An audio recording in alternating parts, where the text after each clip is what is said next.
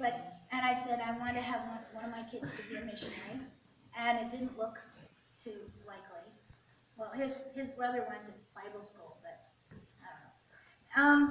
So I tried to get him out of Tulsa several times, and his sister actually came there from New York and tried to grab him and throw him in the car and take him back to Oregon, back to me, because when he was homeless.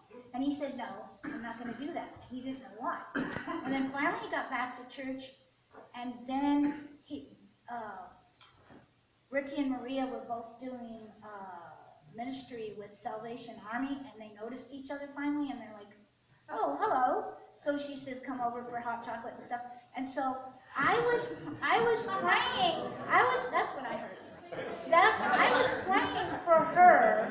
I was praying for her for 2 years before that, not knowing who she was, saying there is a wife for my son somewhere, so I got to pray for her ahead of time, because she's going to have to recognize him when he comes along, because there's going to be some reason why she's going to think, no, it's not him. And that's what she told me. She said, whoa, if he was older, would I want him? Okay, who cares how old he is? So Ricky calls me up, and he says, I'm going to ask her out. And I says, okay. So then he calls me 2 weeks later, we're planning the wedding. I said, what? Put her on the phone. So I talked to her for a while, and I said, go for it. And I rode the Greyhound bus for 3 days, 2 or 3 days down there from Oregon to their wedding, and it was really great.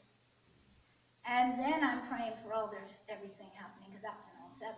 Can things get better? And he had to keep changing jobs and all this stuff, and moving here and there, and sometimes they were living 2 different places, and they kept going, and then he got his bills paid, and then all of a sudden he says, we're going to Honduras full time. And I'm like, wow.